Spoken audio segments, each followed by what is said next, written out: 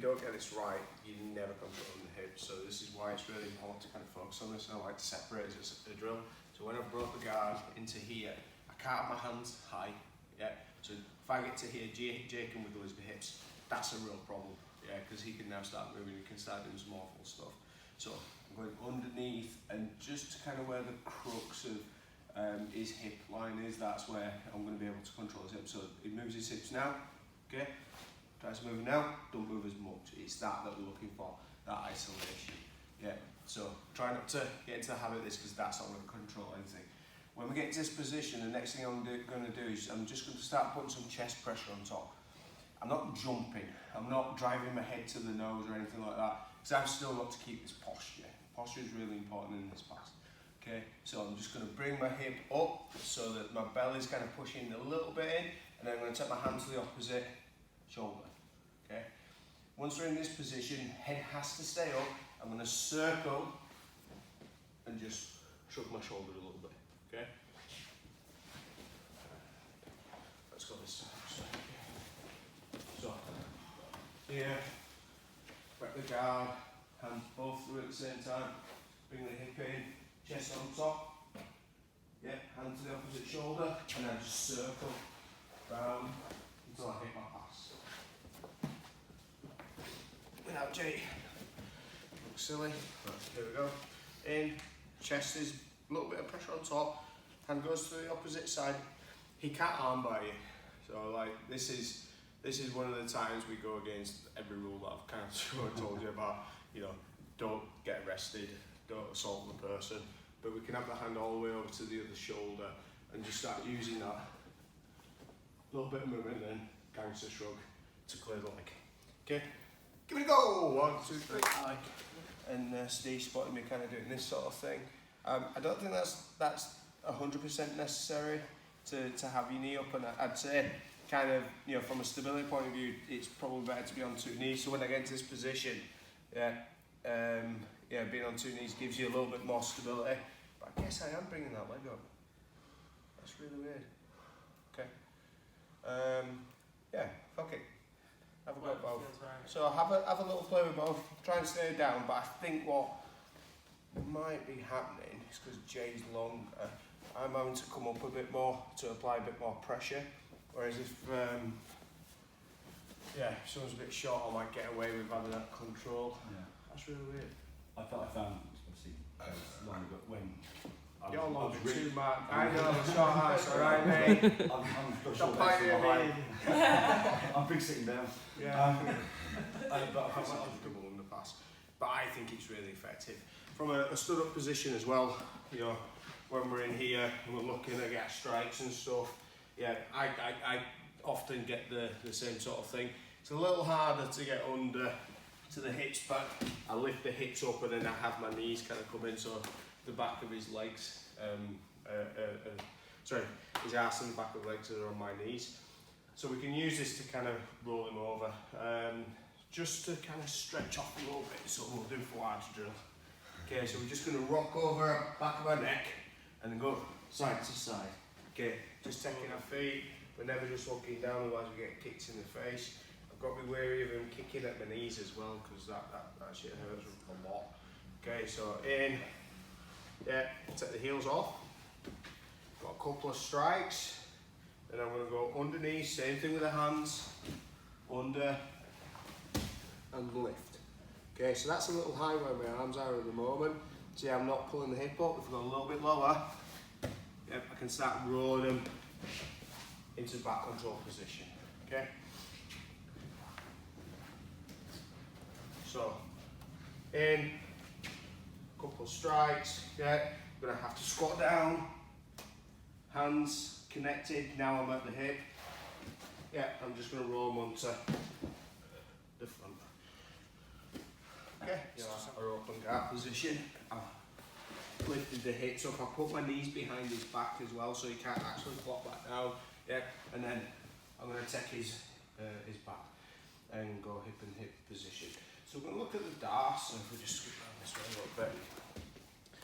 The reason why we're doing that, because hopefully it now makes sense why we're doing the darts, because we've done it today and not just magically start doing a new submission.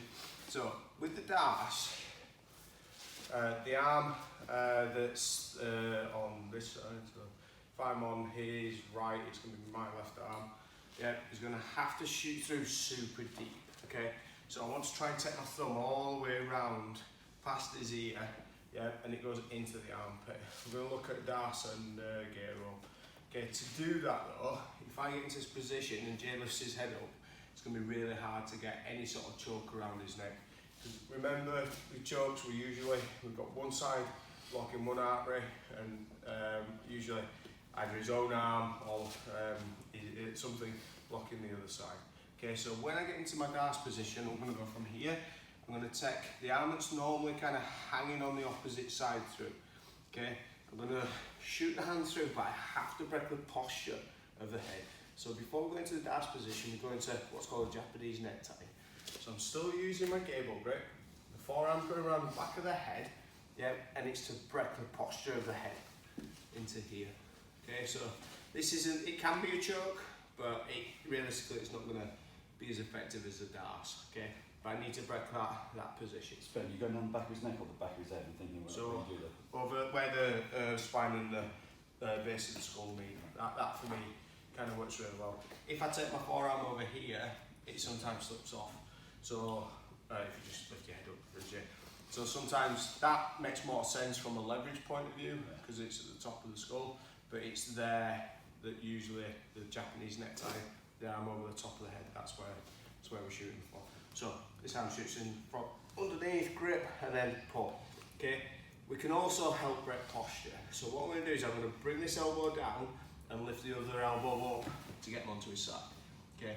And this usually makes it a little easier to start attacking for a Das, especially if we've got short arms. So one more time. So I'm hip on hip.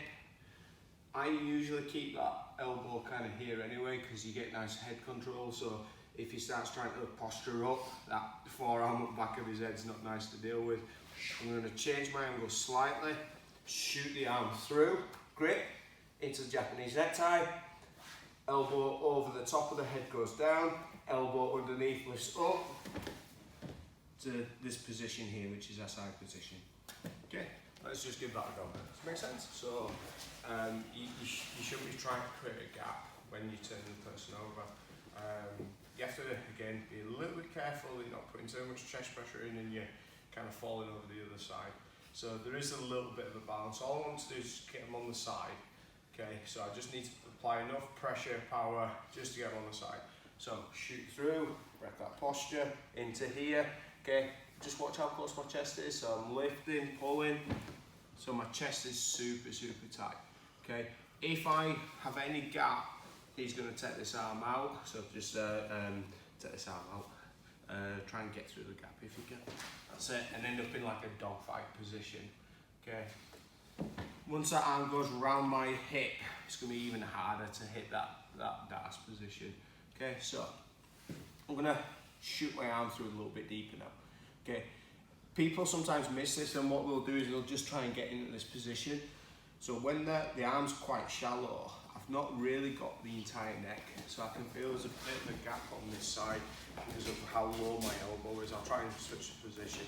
So I've turned Jay over, yeah, and then from here I'm going to shoot my arm through even deeper, yeah. So now I can feel his neck is in the crux of my elbow. Okay, I grab my bicep, hand on top, and then I'm going to sprawl out to finish my submission. Okay, and it doesn't have to be like a big spazzy movement or anything like that. It's that arm shooting through. Now I've got short arms. This is something I struggle with, and I used to try and rush it all the time. And it's that reshoot of the arm that gives me a better Das now. It's not amazing. His Das is better. James Doyle, people like that, they've got really good Dases, but it's enough where I'm confident to show you how to Das. Okay, so here. Arm on the back of the forehead, shoot that hand through, yeah. I'm still trying to shoot through as deep as I can to start off with, and then over the crook of the back of the neck, lift, just get them onto the side, yeah. From here, you can take your elbow, just to keep the head squished in, but I'm going to shoot that arm through, super, super deep. Hand on the bicep through, and then just start squeezing, yeah. into your choke.